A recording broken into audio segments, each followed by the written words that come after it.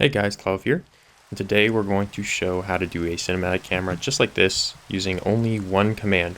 Although I guess I am a little bit lying, it is one command to control where the camera goes, and it is one command to prevent the player from leaving the camera, and it is another two commands to spawn the camera. But all of these are commands that are, like, in terms of repeating commands, it is one command. In terms of to do something or change something about the camera, it's one command. So it's very simplified. This is literally it. You can do it in command blocks, you can do it in a data pack, it doesn't matter.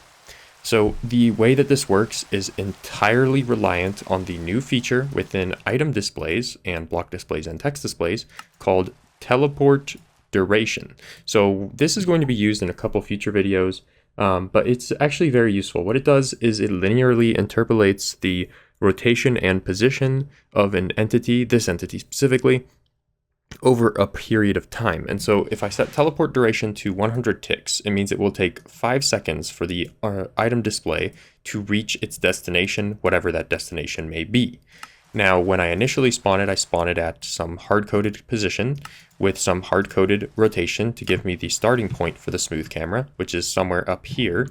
Then I spawn this entity, and I will add this code to the description, but this is just an item display, which has a view range of 0, meaning you won't be able to see it and it won't render.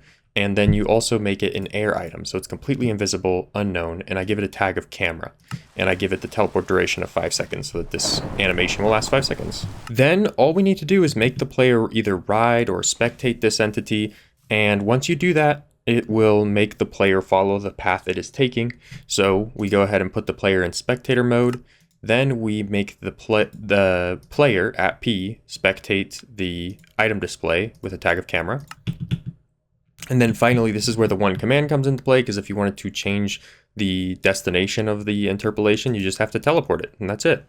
So this is really actually exactly what we've all wanted in terms of smooth cameras, because even from the earliest days, if you look at the original implementations of camera pathing, a lot of times it was scripts that generated ginormous cubes of command blocks back in 1.8 or 1.7, and those cubes had tons of teleportation coordinates that were hard-coded as linear interpolations from one to the other.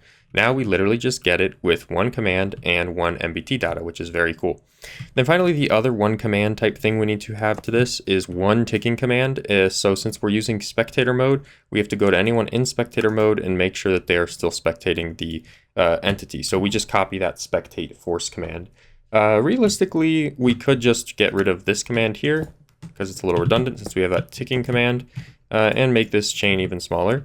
But essentially anyone in spectator will be teleported to the camera. Now if you're using this system, there's obviously a lot of little details that you'll have to work out, like making sure that the player is in the spectator camera, making sure there isn't multiple spectator cameras at once, or if there are, making sure that the player goes to the correct one, and they all have their correct paths, making this work for multiplayer, all those little details. But I'm sure you can work those out on your own because they're not very complicated. But I just wanted to share this really cool concept of the spectator camera. Now, as you can see, since the spectator camera that I used before wasn't dead, I go to the previous one. So you'll have to kill it when you make a new flight path, or just make sure that you don't spawn a new one when you change coordinates.